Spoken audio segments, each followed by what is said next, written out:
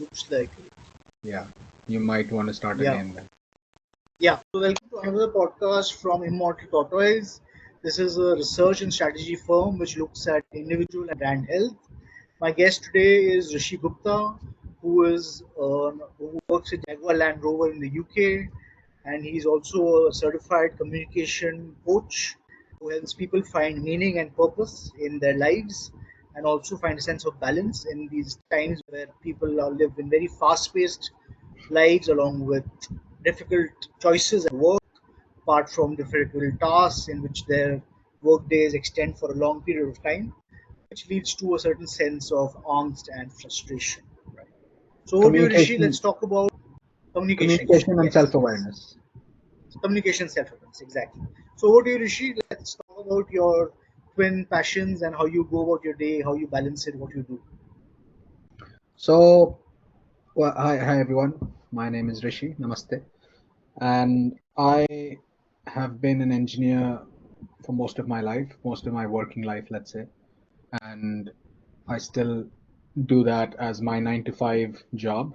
But I also, so I pretty much put the same amount of work that I put into my 9 to 5 job as my coaching business that I'm starting. That is beginning to, that I'm found some clients and it's growing. And so there's a social media influencer called Alex Hermosi who talks about this concept of people saying that they don't have enough time if they're doing a 9 to 5 job. And he says that it's bullshit because everybody has 24 hours in a day, even if you put 8 hours aside into sleep, if you sleep for 8 hours, that is, that still leaves a whole other 8 hours if you're working a 9 to 5 job, 40 hours a week, plus the Right. weekend to do whatever you want to and chase your dreams. So that is how I find the time. So 5 a.m. to 9 a.m. in the morning and 5 p.m. to 9 p.m. at night is the sort of time duration that I spend in working on my coaching, and the rest of the time I do my day job, and that's how I balance it. Okay. So, talk to us a bit about how you got into coaching. What interested you? What piqued your curiosity? How did that part of your life start? So it was mainly through the lockdown that I had some family troubles, and me and my now ex-wife didn't get along, and there was a fair bit of self-sabotage, I suppose, that I felt at that time, that I felt responsible for the divorce, that I didn't do enough or I wasn't enough, and feelings of self-doubt came into the picture. Um, and I came across a few videos on YouTube and this person called Tony Robbins, which some of your listeners might have heard of, Right. who talked about converting your mess into a message. And that is how you might have found that every Tom, Dick, and Harry and their dog is becoming a coach. Because to a large extent, it's true that can anybody be a coach? Yes. It is not imperceivable for anybody to become a coach. But to become a coach, I feel you need to have done the work a little bit on yourself and have gained enough self awareness to start with, at least, to recognize all the triggers or many of the triggers that you have within you and have some sense of self that is quite defined and quite refined, Right. and have a Right. system of values and goals and things you want to do. And I would say I would put it in the form of having a cup which is full of understanding, of self awareness, and not something that is, I don't know what I'm doing, I am sad, I am unhappy, life is so tough. All this sort of limiting negative thinking is not the kind of place you want to come from as being a coach. I think being a coach, you need to come from a place which is quite stable. You need to have a stable ground. Right. It's like if you want to Right. build a house, you need the foundations to be pretty solid. And in this case, Right. you are helping somebody else build a house. So if Right. you don't have a decent house built up yourself, how, like, there's a saying we have, जिनके घर शीशे के होते हैं वो दूसरों के घरों पे पत्थर नहीं मारते, sort of thing. So Correct. it's like you can't have a unstable base and try to stabilize somebody else. So Right. that's how that exposure to coaching in terms of converting your mess into a message is something I took on very powerfully, and it really appealed to me that I can be that person, and to be that person, I have to sort my stuff out. And Right. through getting into a coaching program that I did with Tony Robbins, um, I learned certain aspects of what is needed in terms of making this uh, person as Rishi Gupta appear in front of the world as a coach. What does it take to Right. actually make it a business, which is called the knowledge Right. business? It's a one, Right. I think it's in the region of $1 billion a month, sort of Wow. turnover globally kind of business. And I may be underestimating, because if you think of the whole world, it's there's a Right. lot of people who need a lot of help, and there's a lot of people who can Right. help as well. So Right. this is the idea that it came from, that converting your mess into a message. And I had been through a fair bit of a mess in my life, and I felt Right. that there are people out there who are in a state of either unaware living, or just being, or facing some sort of difficulty and nobody to turn to. And yes, you Right. could go to a psychologist and get therapy and this, that, and the other, but coaching is, I feel, different from therapy, in the sense that coaching is more forward thinking, action taking. What's going on right now? Let's figure out a way to what we can do with what we have, versus therapy Right. going into, I don't know, regression and past stuff. Let's resolve your childhood issues to see what to Right. make you a better person right now. And they both have their own place, but I find coaching far more effective and powerful, because it deals with the present moment. It deals with what you see. There is no pigeonholing. There is no, based on research, I can say that you are this and you are that. There's no labeling per se. So that's Right. what I like about coaching, that it's very organic and very natural. And Right. some say it is the oldest profession in the world, because when people started out as a race of human beings, if somebody wanted advice from someone, they went to another human being for advice. Right. And sometimes Right. it's advice, sometimes it's just having a conversation, because so the job Right. of a coach is to ask good questions, not to give Right. advice. So that's Right. how I feel about coaching, and I've been through numerous training courses that have put me in a place that I feel confident in my knowledge and my skill as a coach, that I can Right. actually help people. And I have helped people. I have helped, I have clients. So that's a good way to sort of know that what you're doing is right, is as if you've tested it and seen it work, Yeah. um, You which I made have. you made an interesting distinction between counseling, therapy, and coaching. So could you Yeah. elaborate on that a bit? Like, how does that work? Yeah, I can to some extent. I mean, there's a lot of online resources on this as well, about teaching, coaching, therapy, mentoring, counseling. These are all versions of help that you get from another person.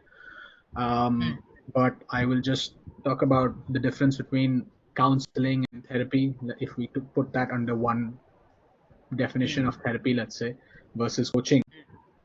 Right. Is in therapy and counseling, it's more based on data. They have research, they have done their studies theoretically, knowing what condition or what symptoms lead to what sort of further conditions, and then the person might be labeled to some extent that, Right.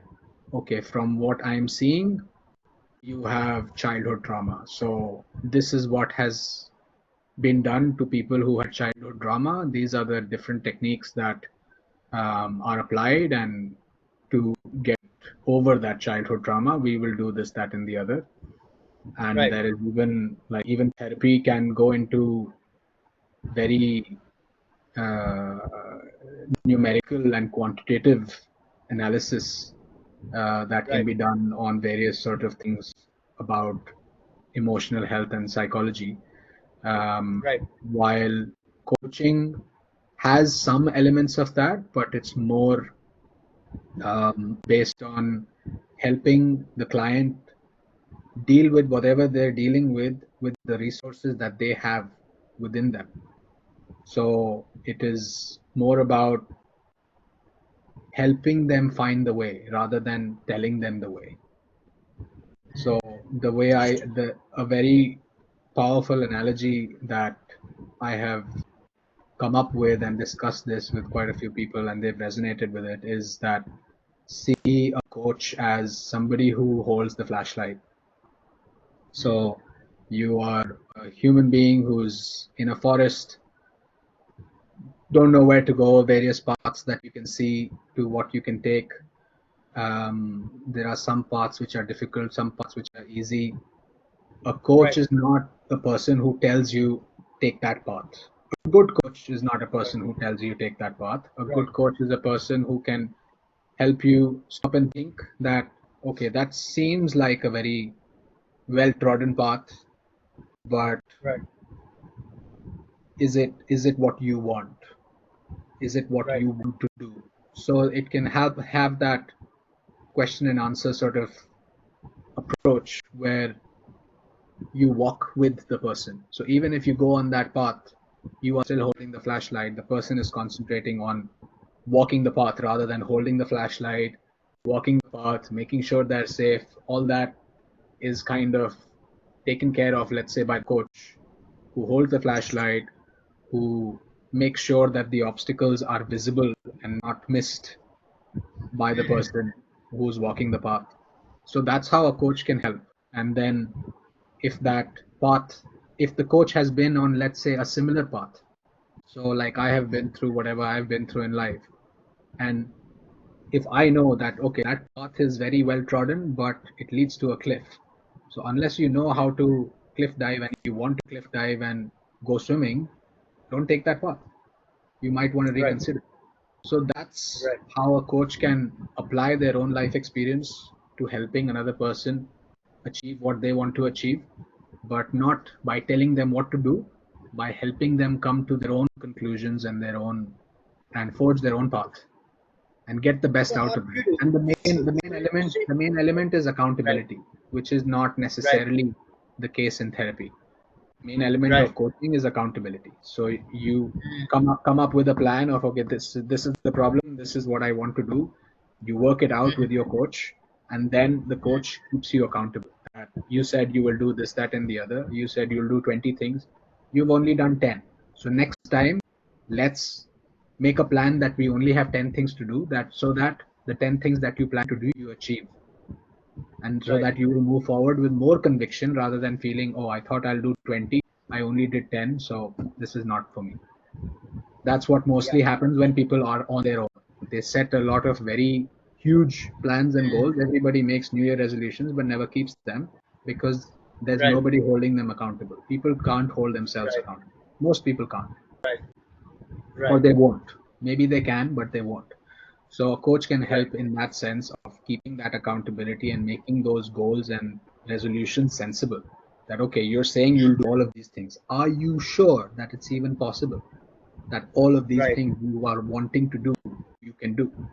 Then that can person Right. can think, hang on, I don't think I can do all of these things, but two of these things I can definitely do. Okay, now let's look at just those two things. Let's park those other three things or 17 things for now, and let's look at the main stuff that you want to do and what action Right. we can take tomorrow to get closer to wherever you want to be. So that's what makes it a bit more sensible and pragmatic and something that actually leads to results versus New Year resolutions. Wonderful. Interesting analogy. I especially like the fact that you mentioned about the coach being like the torchlight in the forest. Yeah, It basically gives you a sense of the roads you can take, and yeah, the ultimate decision is in your capacity, that you are yeah, the decision maker, keeping the absolutely. risks and the dangers in mind. That's great. Tell us, talk to us a bit about your current practice. You mentioned you have a few clients whom you've coached. So, what are some of the problem areas that they've mentioned? How have you gone about coaching them? Tell us a little bit about that.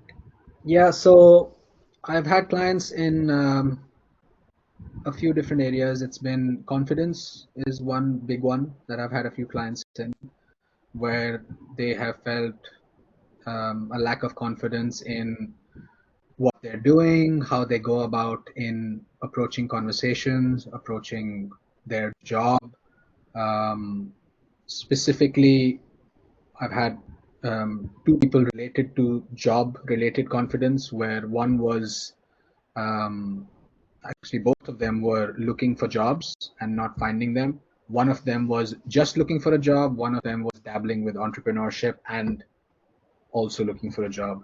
So Right, the idea there was to have some focus, some clarity on exactly what they really wanted to do versus if it's something that they are aligned with, their values, their skills, their knowledge, what they're good at.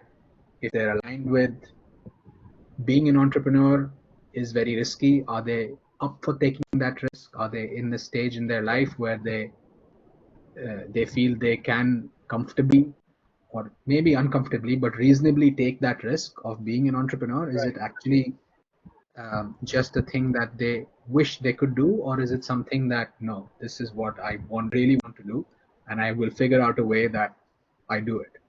Because if that is the case, then it's possible. But if it's like I'm not so sure, then it's the idea is to sort of channel that energy towards something that will bring results rather than if you try to do too many things, you end up doing nothing. Multitasking is a pipe dream. It's not. It doesn't work. correct. It's the term multitasking comes from computers.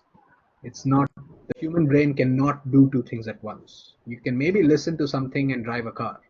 That's pretty much it. But when it comes Correct. to complex thinking and doing tasks that matter, multitasking is like a opportunity to fuck up multiple things at once. That's how I see it. So sure, if people want to do that and they aspire to do that, go ahead. Right. But if you're working with me and you're trying to do two things at once, I will just stop you there and I'll go, mate, please, I can't. We can't work like this. I will refuse to work like this. If you're doing two things at once, if we're having a conversation, that's all we'll be doing. If you're thinking about your goals and a future, that's all you'll be doing, not making an omelet while you do that. So Correct. it's important to have that distinction. And this is what I have sort of helped my clients through in that scenario, which I mentioned about employment, that focus their energy on what they want, not come from a place of lack that I am desperate for a job, but come from a place of self belief and confidence that you are a human being who is capable of anything else, anything that another human being is capable of, if not more. So why would you come from a place of that, oh, I'm not sure about this? Then if you're not sure about this, then don't do it. Do something that you are sure about. Apply for jobs that you really want to do, not just because it's available. So that's a little bit of correction that I managed to help both of those clients do in terms of recognizing what sort of jobs they were applying for. And this is not me giving them advice. These are questions that I ask that do you feel that applying for 100 jobs will get you closer to the job that you want to do? Or is there something else that you can do? Are there any jobs that you specifically like doing? And then when they would say, yeah, this is the kind of work that I want to do. Well, are there any jobs in that area? Yes, there are, but there are less. Okay, there are less, but how about targeting those, making your job application A-okay in having it so tailored that the person looking at your application is like, where has this person been all this time? Because that's not the effect you can have with 100 jobs that you apply for. If you're just pushing your CV out to 100 jobs, anybody looking at your CV at the other end is going to go, well, here's another one. Versus a job that you're clearly aligned with, it will be like, then there is a match. And then you can go and qualify them rather than them qualifying you, because it's you spending Sure. half of your waking day working in a job versus for them, you're just a number, That's an interesting, employee number. Rishi. So my follow-up is that there's clearly a lot of self-awareness sessions which go on Yeah. with these clients of yours, right? Yes. Because they have to know as to what they want to do, what they're good at, what kind of Yeah. jobs they're looking for. So these coaching sessions which you conduct with your clients, how is it structured? Is it mainly conversations? Do you conduct activities with them? How does this entire exercise work? So, in a very broad sense, um, every coaching session is about what do you want, or where do you want to be, where are you at right now, and how do we bridge that gap? In a very broad sense, it is that. So, when it comes to certain things, let's say applying for a job, then you start breaking it down that, well, what is this job? What is it about this particular job that makes you want to do it? That's when people start thinking a little bit more. Yeah, this is what I like about it, this is what I don't like about it. Are there any jobs that there is nothing that you dislike about? Is that a possibility? Oh, yeah, maybe it could be a possibility. Well, let's have a look. And the person has a look. So it's just some questioning that helps people focus their attention towards what will have a higher chance of success versus, to some extent, shooting in the dark when applying for jobs, let's say. And that self-awareness piece is important for a person to, as I said, like when you're applying for a job, you don't want to be doing something. If you're applying for 100 jobs that are just generic jobs that you're applying for, your level of success, your rate of success, percentage or chance of success is low to start with. Plus, even if you get that job, will you be happy doing that job? Spending half of your waking day doing something that you kind of like, I don't think that's a good plan. So, having that self awareness of knowing what I like, what my strengths are, what is the kind of job that I will be happy to do is something that I have helped my clients with, and it's worked for them. So they have now found jobs that they are aligned with, they're happy with, and instead of taking a chance on luck, they have done it in a way that is the way that it should be done, I suppose.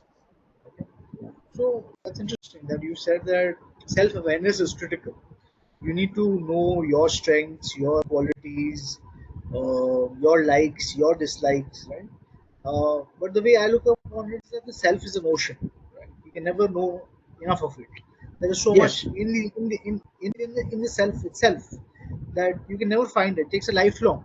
It's Oh a yeah. lifelong process to know yourself, right? Yeah. So, Yeah. what are some of the techniques or strategies which you share with your clients so that they can gain self awareness?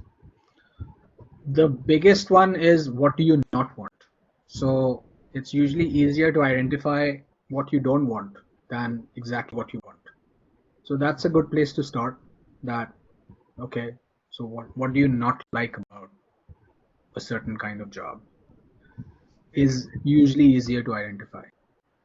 And from there you can build on something, and creating certain lists, even saying that what are my non-negotiables and my negotiables. So like everybody should make a list of their non-negotiables. It helps you create better boundaries in relationships, better boundaries at work, and be able to work and function in this very weird and messed up world in a way that the world makes sense, because you can't make sense of other people's actions and reactions to anything. Right, I mean, you can right, try, but it would be easier and so much less stressful to just focus inwards. And if anything happens, how does it affect you if you start looking within without necessarily just jumping at taking an action impulsively and reacting to the situation and seeing what is it changing in you or what's happening within you when there's a stimulus is a far more self-aware place to come from and lead life. Life just becomes Great. easier once you start focusing But how do you inward. plant that seed of self-awareness? How do you plant that interest or inkling that I need to be more self-aware? How do you do that? Questions. It's basically asking questions and like for example, when somebody says so, the best thing is that when you ask when I've asked a question to somebody or most I've asked this question to more than 1,000 people that how self-aware Okay. are you? Hmm. And I don't have the exact numbers in front of me, but it was close to 97% or something like that, that people said above 8. Okay. Yeah, so close to 90% people, close to 97% people think that they are 80%, like that's pretty self-aware. 8 out of 10 is a high score. Correct. Um, but there is a difference between self-awareness and just a bit of pompousness to some extent that, oh yeah, Correct. I know, of course I know about myself. Of course I understand myself.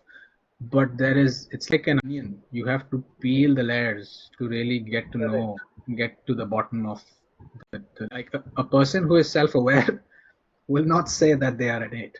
They will say Correct. this is it. Like you said in the beginning, that it's the journey. It's a lifelong pursuit. So Correct. putting a number on it is really hard, first of all.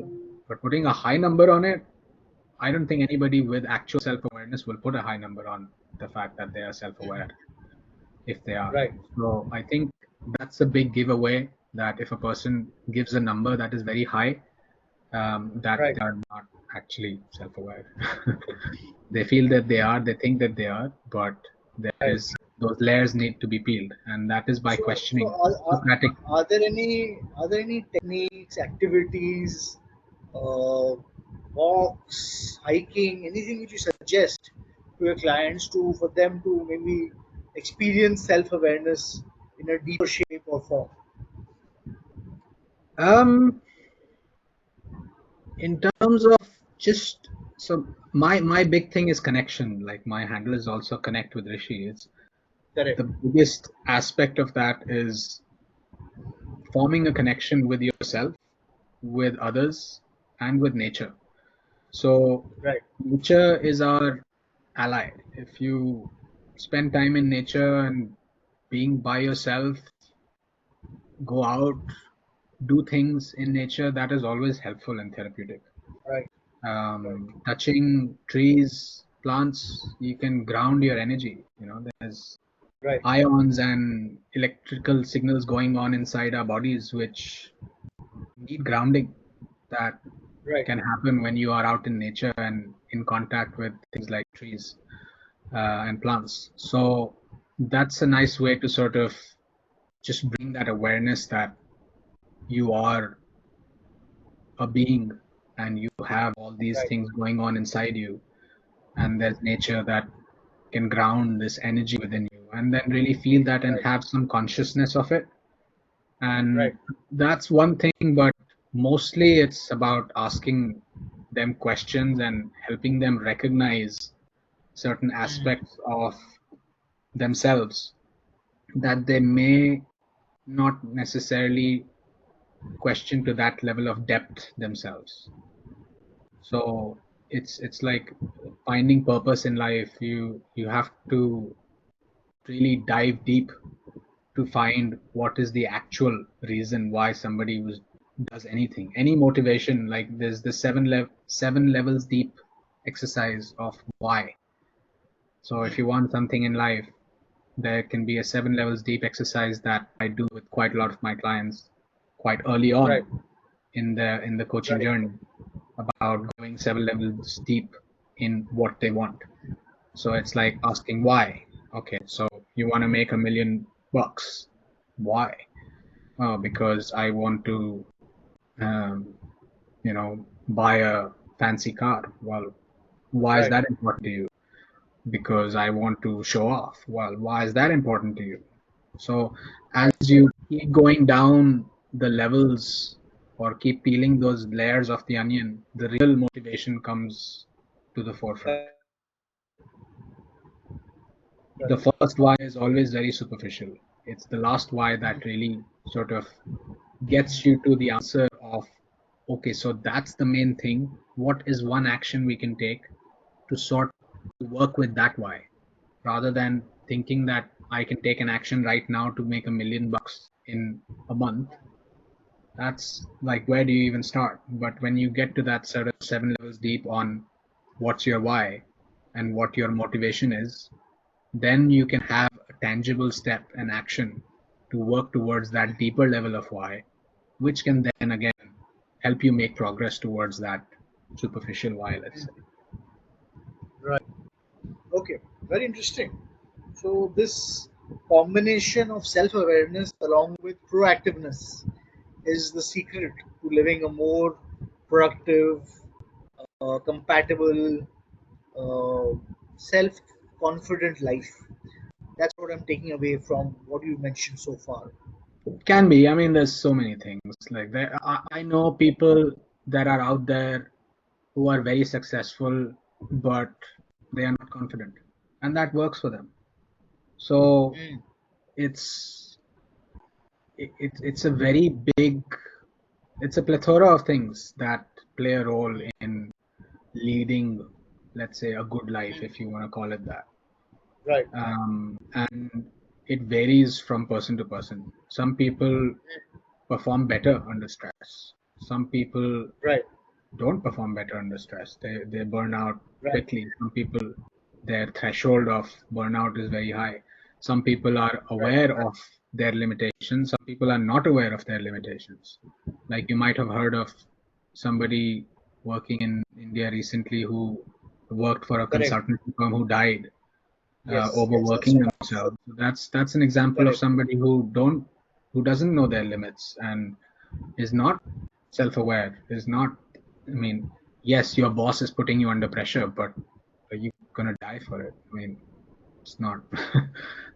Something's clearly gone wrong there. And yes, you can blame the management for it, but right, everything we do.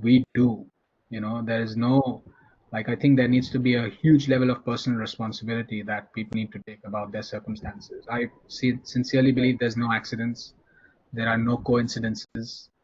Everything is cause and effect. Nothing just right, happens out of the blue. Things are, mm, unless it's a insanely natural disaster that, a landslide happens and you get crushed, and you couldn't have had any idea that there could be that sort of thing happening. But then in some way you can also think that, well, there is a season that the landslides happen. Why would you go to a place where there's landslides that happen? I mean, there are ways to right, live a life, safe life, right, and then be completely in that space of everything that happens for a reason, and everything is cause and right, effect. So there's no accidents and coincidences. So whatever you do and say has an energetic effect at a very high level, which you may not be aware of right now. It might correct, not be staring you in the face, but it correct. is there. It's actually not, there is no effort wasted. Anything you do and anything you say has energetic consequences. That's interesting. So, building off on this philosophical riff of ours, what is your anchor in life? Is it God? Is it luck? Is it destiny? Is it astrology? What do you believe in? My anchor in life is just being. So if I can act on my thoughts and my feelings and my willingness to do things in the best way possible, I have lived a good life. So it's very, very internally motivated in the sense of, if I have a thought in my mind that this seems interesting, I want to explore that, then Right. I do something about that in the moment, and trying to be, not trying to be, even just being in the moment as much as I physically and psychologically and mentally can is a very big part of my being. That, anytime I find myself reminiscing is okay, but going into a negative pattern of thought based on what's happened in the past, I check myself. I bring myself back. It's like, what am I doing? This is a waste of my time and my energy and my thought. If I am Right. going into a negative pattern based on something that's already happened, I can go into it thinking what learning I can get from it. And I can do that as an exercise with a pen and paper, thinking, you know what, let's really break down what shit happened during the divorce and see what can I learn from it. That would be a sensible exercise to do.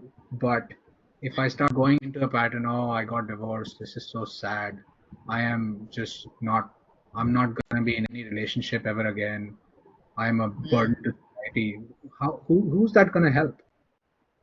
Right. That's going to just hinder. It's not going to help in any way, shape, or form. So being in the present moment, being true to myself, being listening to my inner voice is my goal in life. And that's why coaching is also quite coaching resonates with that quite nicely, because I heard this phrase which stuck with me quite a lot, that if you help enough people achieve what they want to achieve, you will achieve anything you want. You will have anything you want. So um, yeah, it would be nice to be in a place where I can do what I want, when I want, however I want. And coaching aligns with that, because I can do it online, I can be anywhere, doing anything, while I coach people. And it's very rewarding to see people achieve all that they can, with a little bit of guidance that they may not have otherwise considered and gone into. And rather than living a mediocre or a life full of regrets, they took action. And if I was able to facilitate that, I am the one who feels grateful. I don't, like, if when my clients are grateful to me that, oh, thank you for helping, I'm like, no, I'm grateful to you, because if I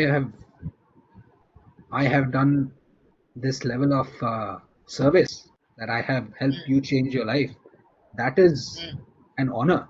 So I genuinely feel grateful that I was able to do that for these people. So it's And not. how many sessions does it take on an average for somebody to be coached? Is it like 5, 6, 10, any number, or Yeah, so very, usually very subjective? I have a minimum of 6 sessions that I would do Okay. with any client. So any problem that they bring to me, it's rarely that is the main problem. When you start sort of peeling the layers of the onion that I mentioned, there's always Right. more that comes through. So Right. some of my clients have continued for more than that. So I initially offer 12 sessions, in fact, but 6 is a bare minimum. Okay. So coming to the last part of our session, Rishi, it's been a very interesting, insightful conversation. I'd just like to know a little bit more about the business side of coaching. Given that you earlier mentioned also that there is a profusion of coaches, counselors, therapists in the market. So how do you differentiate yourself and how do you market yourself in turn to ensure that you get clients? So for now, my strategy is Instagram and getting myself out there and getting to be known and seen by as many people as possible. Instagram is the most widely used platform on the internet that we know of right now. Right. Literally by numbers, there's more Instagram users than any other app in the world. Right. Um, that has that level of interaction. You see the person, you can just message them. I mean, one might say people do more Google searches, but just doing a Google search, you're not going to be able to hit a send message button and instantly get in contact with them. So Right.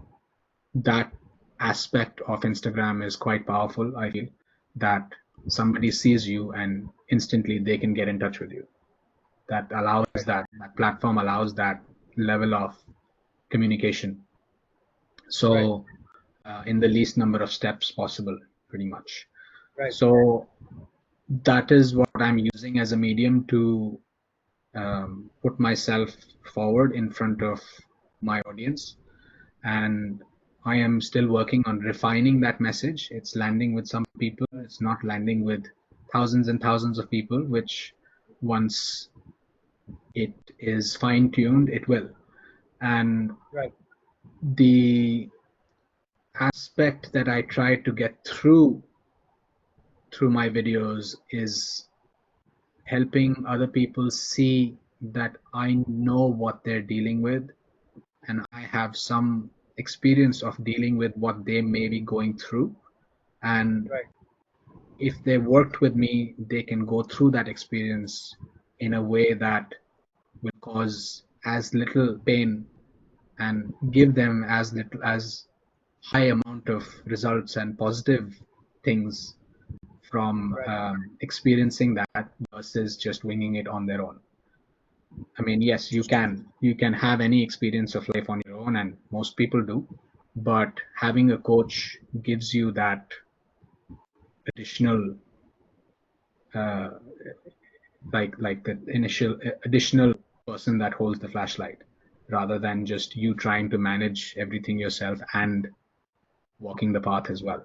So in using Instagram, I'm trying to distinguish myself by people seeing me as a person in authority of being able to coach better and being able to be a coach that can help them live their lives better.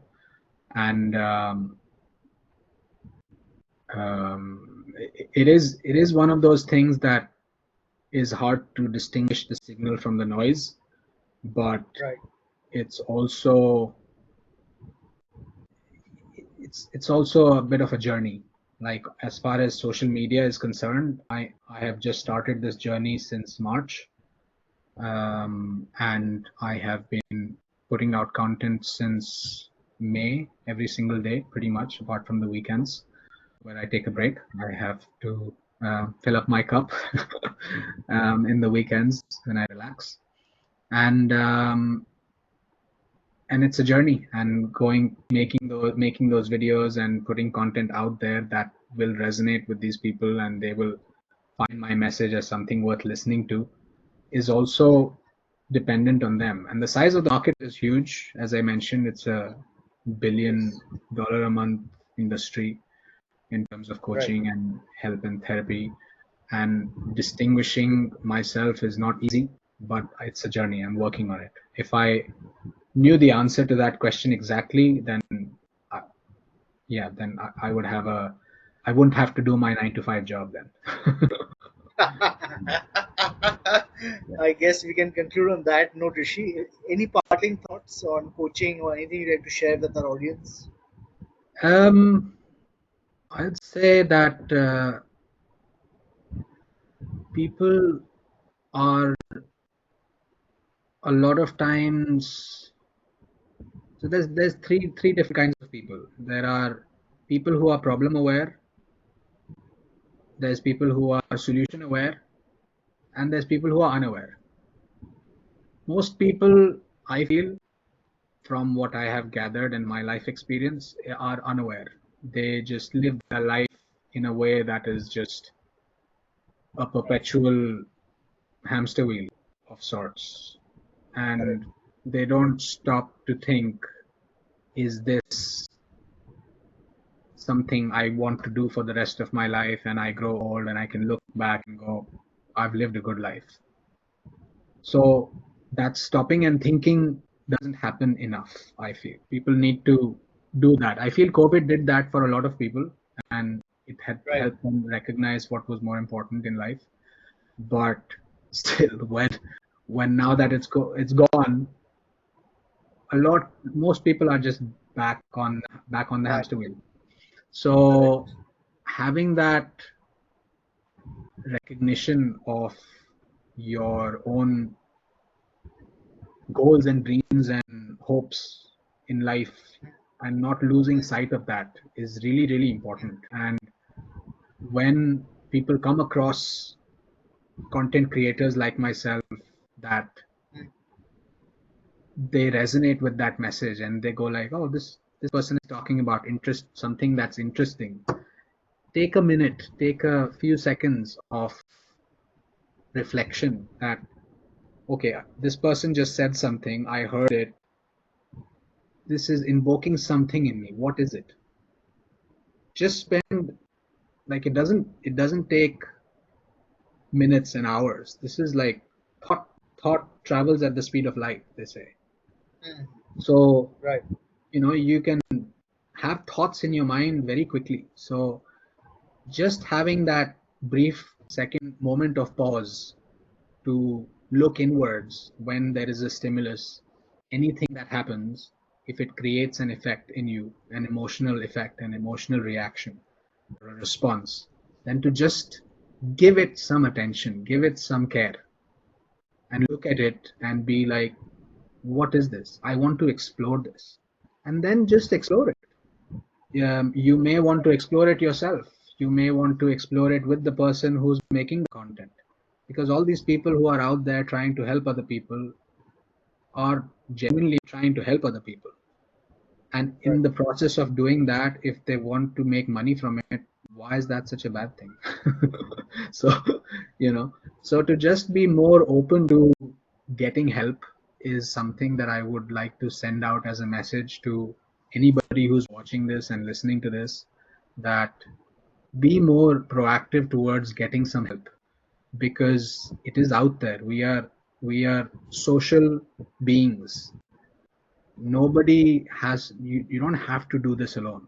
No, but at any level, whichever level you are in your life, you don't have to do this alone. There's help out there in various ways, shapes and forms. um, if nothing else, read books, read things that help you move forward and take some steps, but then take those steps. The worst thing is when a lot of people read a lot of information, watch a lot of videos, but they do fuck all about it. So Right. this is where coaching can be quite significant, because when you work with a coach, the coach holds you accountable. You can't get away with it. You can say no to yourself, but you will not be able to say Right. no to a coach because you're paying them money. So there is that Right. level of, people get very emotional when it comes to money. Money is the biggest objection that I face in converting a prospect into a client. Money is always the Right. biggest objection. But once that objection is overcome, then the person is paying you, then they become more accountable. They will say no to themselves, but they will not say no to a coach because they are Right. paying money for it. So that's why there's a lot of times that I face this objection from clients saying that, oh, that's too expensive. Well, what's the price of happiness for you? What's the price of living a life of purpose for you? What is the Right. price of living the next 20, 30, 40 years of your life with a smile on your face versus being Right. miserable? What is the price of that? If the price of that is not even what I'm asking for, why are we even having this conversation? It can be it. I have been that direct with prospects at times, because it's like, why are we even doing this? Like, if you're not serious Right. about this and you're not willing to invest an amount of money that you can, it's not that Right. I'm asking for something that is absolutely inconceivable. If it's inconceivable, Right. sure, it's fine. But there's various levels of support that I can offer. It could be once a month. It could be once in 2 months.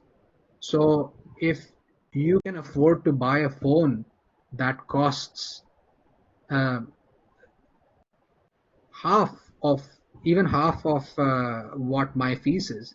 I mean, it's not even that. It's the amount of people, the amount of money people spend on their phones is less than, is far more than what each session costs of coaching with even the best of coaches at times. Right. So if you feel having a phone is important to be able to be connected with people, having a coach can be even more important because it helps you be connected with yourself.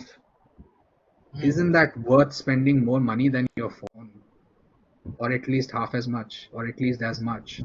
So, it's like people have the money for things that they feel are important. So it's helping them Correct. recognize that it is important. That is the main thing. And that's what I would appeal to people, to be more open to getting help. Sorry, that was a Fantastic message, very Rishi. long-winded way to say that. No, fantastic. That's a very interesting way to conclude our conversation. It was very insightful and very interesting to know about coaching as a line of work, which Mm, is quite different from counseling and therapy, indeed. which is much better known in India and overseas. But coaching as a discipline has not caught on so much in India as it Not has yet. in the West. Yeah. Well, even Yet, in the West, as people are very skeptical because of this yeah, aspect of coaching being like anybody can be a coach. In theory, yes, they can. But correct, what a good coach is somebody who you resonate with, who there is correct, there's a connection. You see that person as having been through some of what you are going through, or can really understand you and feel you, and you can correct, trust. So know, like, and trust. There's three things that we say in sales that are the most important. You have to know the person, you have to like them and trust them to be able to take them correct, on as a coach. So once that know, like, and trust factor is there, then that shouldn't that people need to get out of their own way to yeah. get the help that they want and need. Then And the, that's the sky's the difficult. limit. Then Sky's the the sky's limit. the limit. Absolutely, there is no limit. Like people, to put, the human potential is limitless. If somebody else can do it, Yeah, they can do it. It may take some yeah, time, but Rome wasn't built in a day. So why do correct, you think you can become a millionaire in a day? Or nobody sees the climb that it takes to enjoy the view. People want the view. Nobody wants the climb. Nobody wants the climb. that They that is want the view. true. Oh, I want the view. I don't want the climb. It's not how it works. You have to do the Correct, climb. And all these correct, people in the world who are successful have done the climb. You don't see correct, it because they don't shout about it. They show their view. The view that they have is brilliant. You feel jealous about the view that they have, but you don't feel jealous of the I, I, climb. I read this line on a T-shirt recently, which really resonated with me. It said that the work you do when no one is watching you is the work Absolutely. that matters. Absolutely. It's the same thing. It's the same aspect of, the climb. Everybody sees the trophies. Nobody sees the training ground.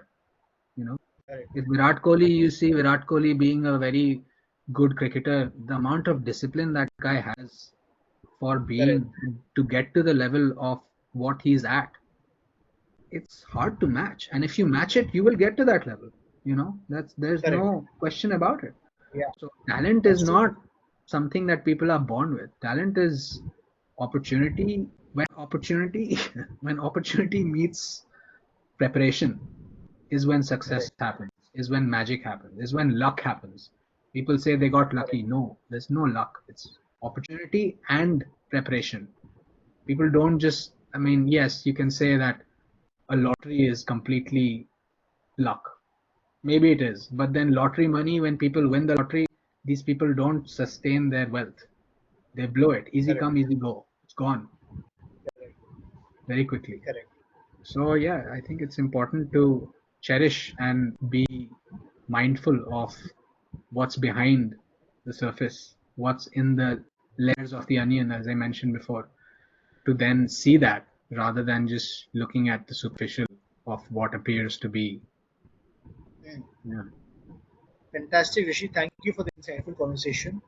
I'm sure our viewers thank will you as also well. appreciate it. Thank you for your time and for agreeing for appearance on this It was my podcast. pleasure. The company is still in its infancy. You're just the second podcast, but I'm sure the viewers will be happy to hear from you. Thank you so much for your time. Absolutely. And I resonated with your first podcast message about health being more than just physical fitness. The net worth of a Correct, person is not just their net worth, not the amount of correct, money that they have in the bank, because if they're not going to have time and energy to enjoy it, then it's what's the point? So I would correct. also reiterate that point, if I may, that it's very important to look at life It's wholes like in a wholesome way. it's like it's, I was thinking about it today only. It's like health net worth individuals, Sorry, say HNIs, that again. health net worth individuals. HNIs. HNI. HNIs are usually That's nice. HNIs are usually high net worth individuals. Ah, We can call okay. them Healthy net worth individuals. Yeah. healthy net worth individuals. Yeah. Yeah, Complete. that's a Let's nice way let's to look conclude at on it. that.